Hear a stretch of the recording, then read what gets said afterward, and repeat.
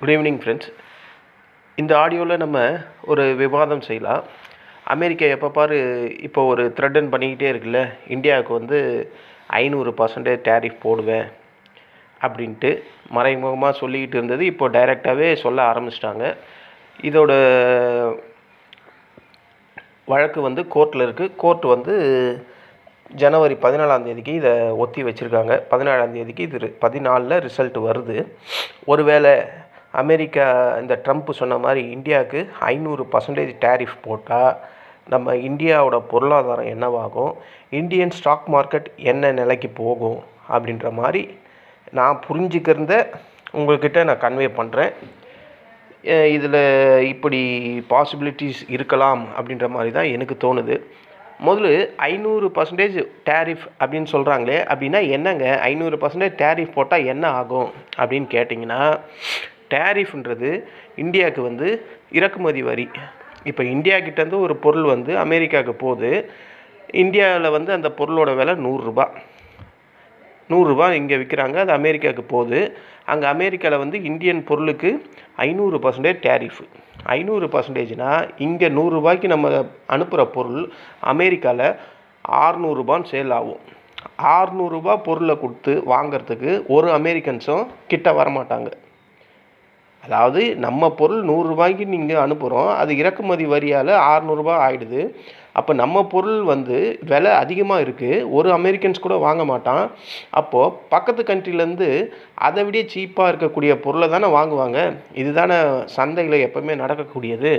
அப்போது அந்த மாதிரி இருக்கும்போது 500 டேரிஃப் போட்டால் இதுதான் பிரச்சனை. இந்தியாவோட எக்ஸ்போர்ட் எல்லாம் டோட்டலாக என்ன ஆகும், பெரிய லெவலில் அடிபடும். அங்கே போச்சுனாவே நம்ம பொருளை ஒருத்தவங்க கூட வாங்க மாட்டோம். இதனால தான் இந்தியா வந்து இப்போது என்ன பண்ணுறதுன்னு தெரியாமல் திணறிக்கிட்டு இருக்குது. இதனால் இந்திய பொருள் வந்து யூஎஸ்ஏல யாருமே வாங்க மாட்டாங்க.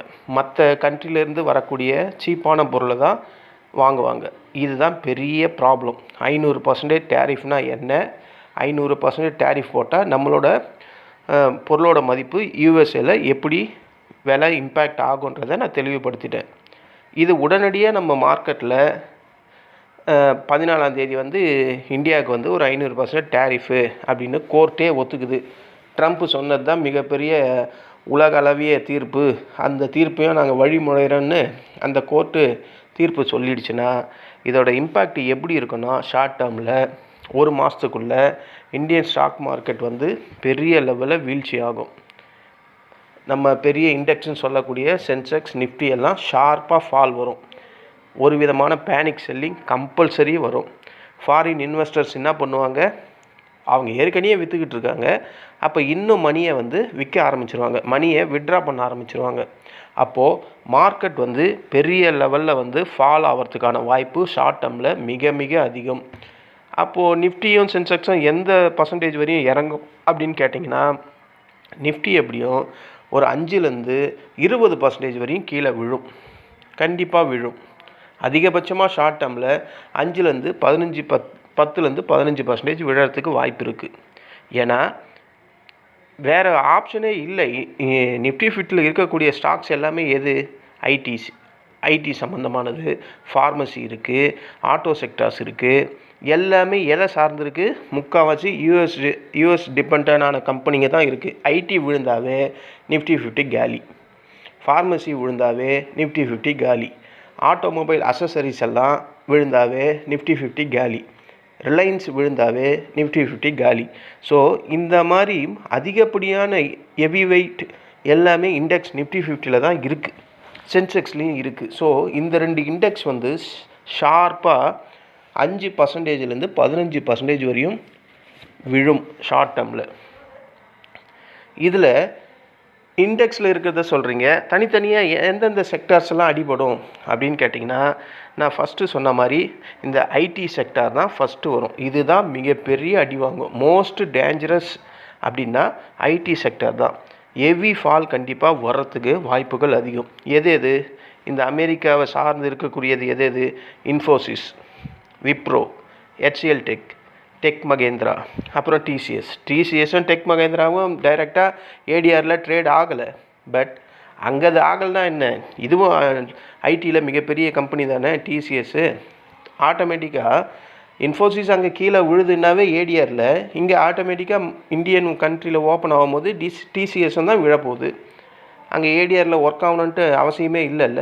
டோட்டலாக ஐடி செக்டரில் நல்ல வெயிட்டான இந்த இந்த 6 ஸ்டாக்ஸ் தான், 5 ஸ்டாக்ஸ் தான். Infosys, TCS, Wipro, HCL Tech and Tech Mahindra. இது கம்பல்சரி 20லேருந்து ஒரு 30% விழும் அப்படின்ற மாதிரி எனக்கு தோணுது.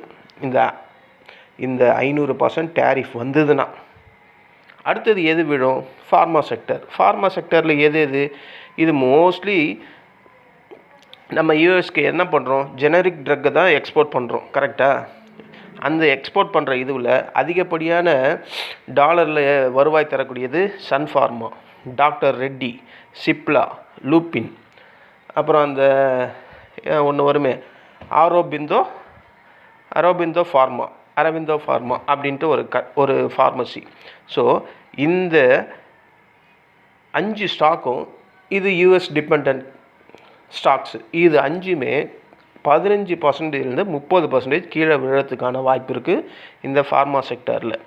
அதுக்கப்புறம் என்ன இருக்குது, ஆல்ரெடி டெக்ஸ்டைல்ஸு, அப்பியரல்ஸ் எல்லாம் கீழே விழுந்துக்கிட்டு தான் இருக்குது. 50%க்கே டெக்ஸ்டைல்ஸ் எல்லாம் திணறிக்கிட்டு இருக்குது. இப்போது எல்லாம் நம்ம சவுத் ரீஜனில், தமிழ்நாட்டில் கரூர், திருப்பூர், ஈரோடு அந்த பக்கம் போனீங்கன்னா எல்லா இடமே இந்த டெக்ஸ்டைல்ஸு இப்போது 50%க்கே அங்கே வளர்ச்சி ப்ராஃபிட்டபிள் இல்லை, எக்ஸ்போர்ட் கம்மியாயிடுச்சு அப்படின்ற புலம்பல் இப்போவே இருக்குது. இப்போ 500% உள்ளே வந்துட்டால் அதில் அடிப்படக்கூடிய ஸ்டாக்ஸ் எதெல்லாம் பார்த்தா இந்த அரவிந்து, ரேமண்டு, ட்ரைடண்ட்டு, கேபிஆர் மில்லு, இன்னும் இது மாதிரி பல டெக்ஸ்டைல்ஸு.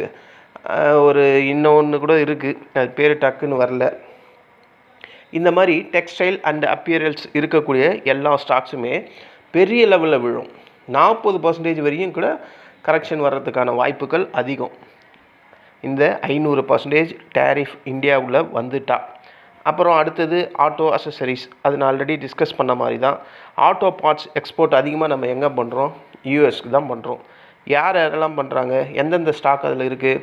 மதர்சன் இருக்குது, பாரத் ஃபோர்ஜ் இருக்குது, அப்புறம் என்டியூரன்ஸ்னு அந்த கம்பெனி ஒன்று இருக்குது. ஸோ இந்த மாதிரி ஆட்டோ காம்பனன்ட்ஸ் அசசரிஸ் எக்ஸ்போர்ட் பண்ணுறோம்.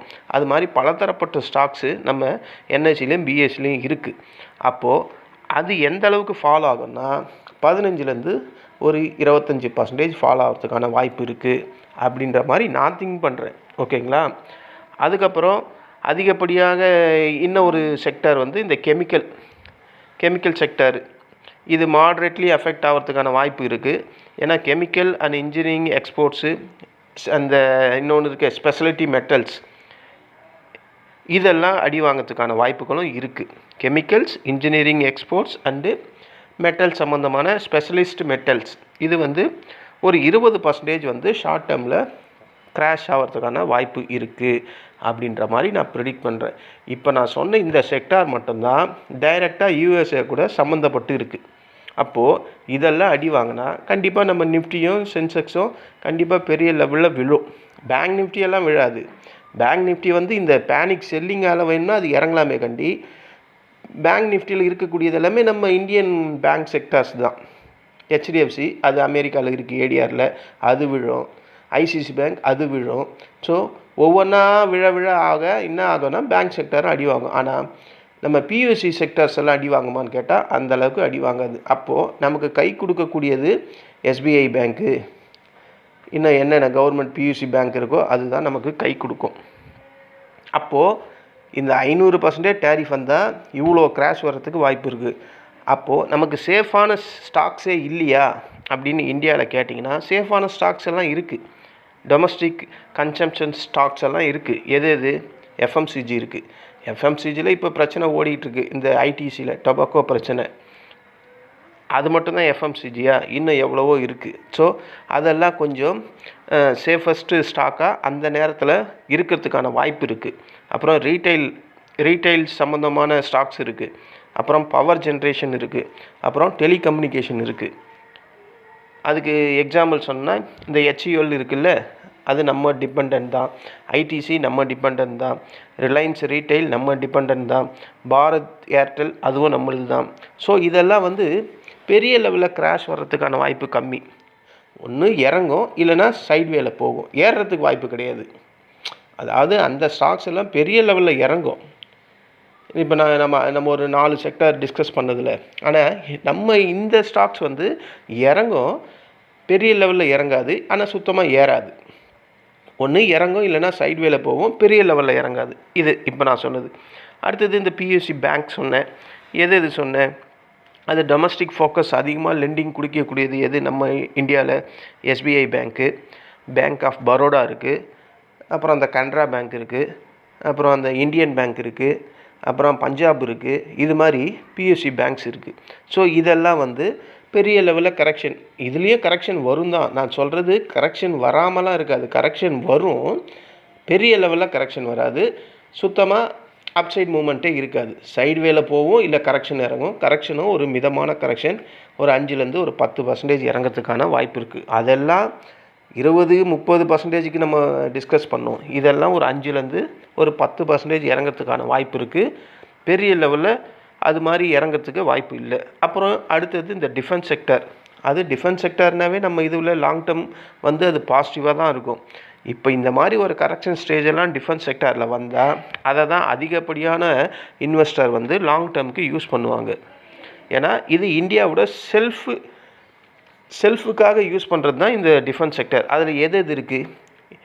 ஏரோநாட்டிக்கல் இருக்குது, HAL இருக்குது, BEL பாரத் எலக்ட்ரானிக் லிமிடெட் இருக்குது, பாரத் டைனமிக் இருக்குது. இந்த 3மே டிஃபென்ஸ் செக்டர். இந்த 3மே இப்போது உச்சத்தில் தான் இருக்கும். இதிலெல்லாம் கரெக்ஷன் வந்தால் அப்போது இன்வெஸ்டர்ஸ் வந்து லாங் டேர்ம் இன்வெஸ்டர்ஸ் என்ன பண்ணுவாங்கன்னா இதில் போய் ஸ்டாக்ஸை வந்து அதிகப்படியாக இன்வெஸ்ட்மெண்ட் பண்ண ஆரம்பிப்பாங்க. இதெல்லாம் இறங்குச்சுன்னா இது கண்டிப்பாக மேலே தான் வரப்போகுது. அப்போது அதிகப்படியான இன்வெஸ்டர்ஸ் அந்த கரெக்ஷன், அந்த 500% டேரிஃப் எல்லாம் வந்தால் நம்ம இந்தியன்ஸ் மக்கள் இல்லை, உலகமே இந்த மாதிரி ஸ்டாக்ஸில் தான் இன்வெஸ்ட்மெண்ட் பண்ண ஆரம்பிக்கும். இது இறங்கினாலும் கண்டிப்பாக ஏறுறதுக்கு தான் வாய்ப்பு அதிகமாக இருக்கும். ஆனால் மிகப்பெரிய தலைவலியாக என்ன இருக்குன்னா, நம்ம இந்தியன் ருப்பி பெரிய லெவலில் வீழ்ச்சி அடைஞ்சிக்கிட்டே இருக்கும்.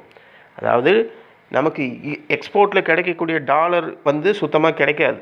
அப்போது டாலர் இன்ஃப்ளோவே நம்மக்கிட்ட சுத்தமாக இருக்காது. ருப்பி வந்து என்ன ஆகுனா சுத்தமாக வீக் ஆகிடும்.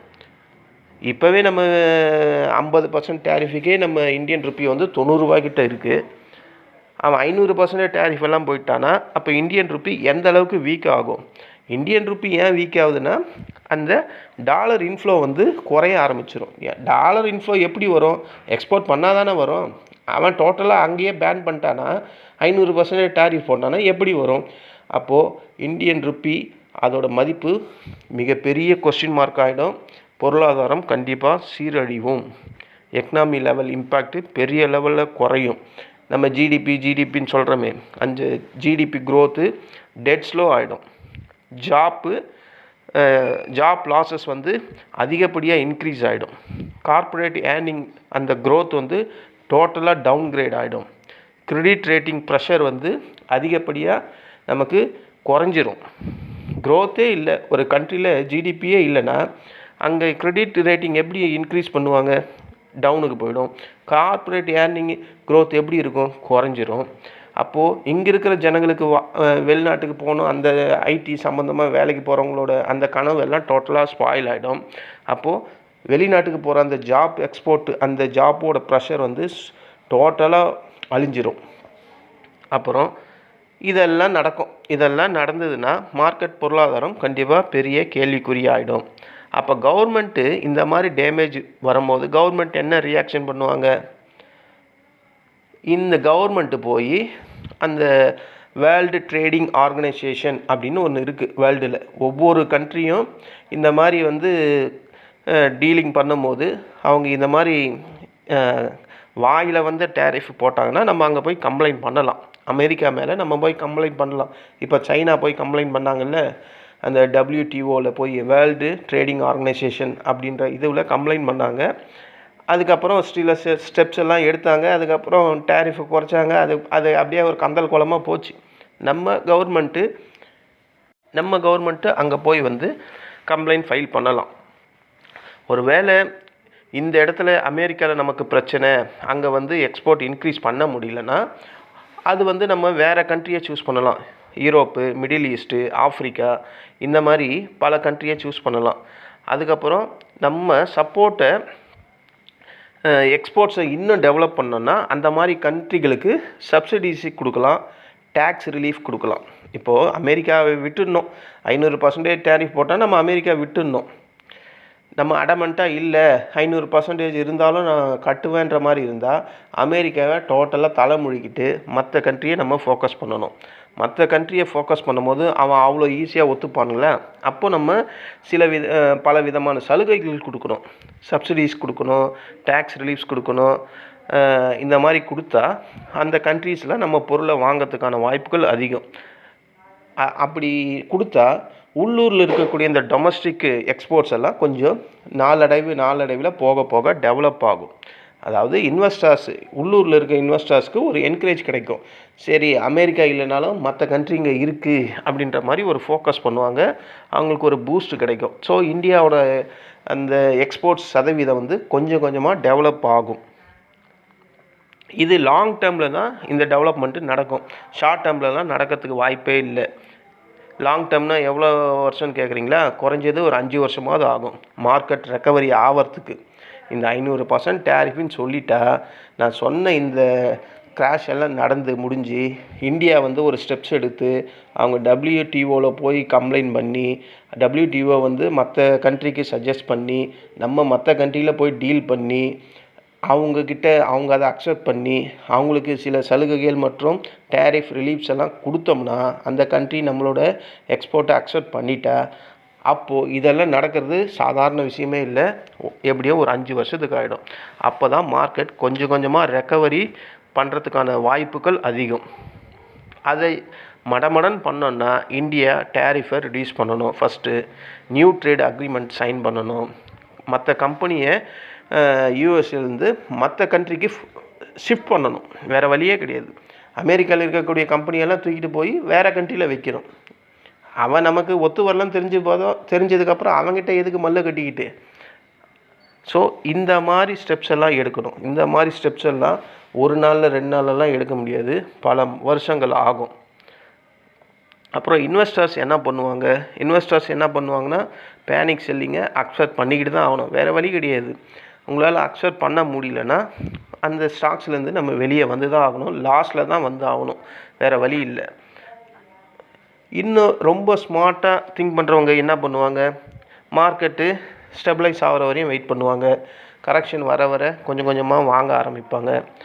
அது இல்லாமல் அவங்க ஃபோக்கஸ் எல்லாம் டொமஸ்டிக் பக்கம் திரும்பும். டொமஸ்டிக் பக்கம்னா நான் ஆல்ரெடி சொன்ன மாதிரி PSE, இந்த FMCG இந்த மாதிரி ஸ்டாக்ஸில் போய் கரெக்ஷன் வர அதில் போய் பெரிய லெவலில் இன்வெஸ்ட்மெண்ட் பண்ணிக்கிட்டே இருப்பாங்க.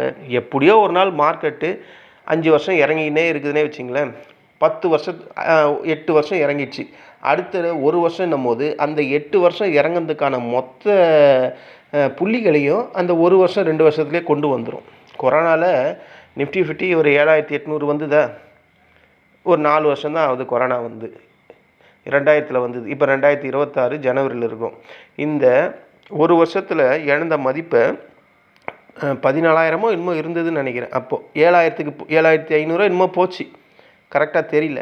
ஆனால் இப்போ எவ்வளோ இருக்குது, 26,400 இருந்து இப்போ ஒரு 700 பாயிண்ட் இறங்கி 25,700 இருக்குது. ஸோ ஏறலையா? அது மாதிரி தான் இதுவும், எல்லாம் கடந்து போகும் அப்படின்ற மாதிரி தான் நம்ம ஃபோக்கஸ் பண்ணோம். அப்போது ஸ்மார்ட் இன்வெஸ்டர்ஸ் மாதிரி நம்ம உள்ளூர் டொமஸ்டிக்கு PSE பேங்க்கு அந்த மாதிரி ஸ்டாக்ஸில் தான் இன்வெஸ்ட் பண்ணணும். ஸோ இதுதான் ஃப்ரெண்ட்ஸ் நான் திங்க் பண்ணுறது. 500% டேரிஃப் இருந்தால் இந்தியா சந்திக்கக்கூடிய ப்ராப்ளம் இது. ஷார்ட் டேர்மில் பெரிய லெவலில் கிராஷஸ் வரும், ஆனால் நம்ம இதை டைஜஸ்ட் பண்ணி தான் ஆகணும். நம்ம இந்தியா வந்து அவன் சொல்கிறதெல்லாம் ஆமாஞ்சாமி போட்டுக்கிட்டு இருக்கக்கூடிய கண்ட்ரி கிடையாது, ஓகேங்களா? 500% டேரிஃப்னா இப்போ சைனா மாதிரியும் ரஷ்யா மாதிரியும் அடமெண்ட்டாக நம்ம இருந்தோம்னா இந்த ப்ராப்ளம்லாம் கண்டிப்பாக வரும்.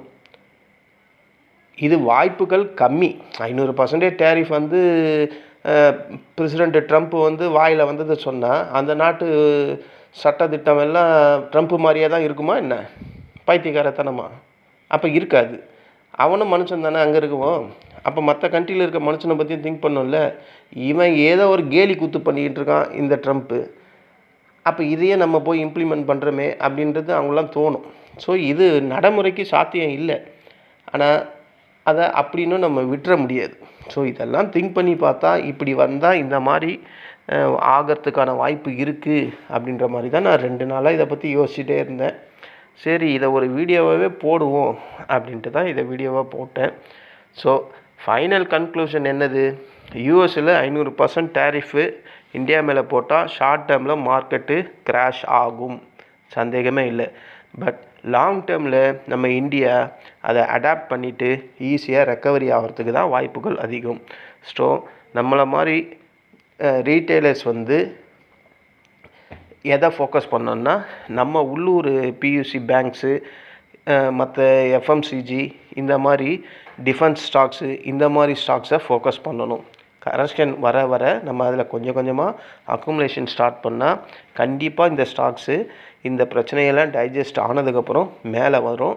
இந்தியாவும் மேலே தான் வரும். இதில் எந்த சந்தேகமும் இல்லை எனக்கு அப்படின்றதில் நான் 100% நம்புகிறேன். சரி ஃப்ரெண்ட்ஸ், இந்த ஆடியோ உங்களுக்கு பிடிச்சிருந்தா என்னுடைய ஆடியோவை சப்ஸ்கிரைப் பண்ணுங்கள். என்னுடைய சேனலை சப்ஸ்கிரைப் பண்ணுங்கள். உங்கள் ஃப்ரெண்ட்ஸ் அண்ட் ரிலேட்டிவ் ஃபார்வர்ட் பண்ணி அவங்களையும் என்னுடைய சேனலை சப்ஸ்கிரைப் பண்ண சொல்லுங்கள். நன்றி, வணக்கம்.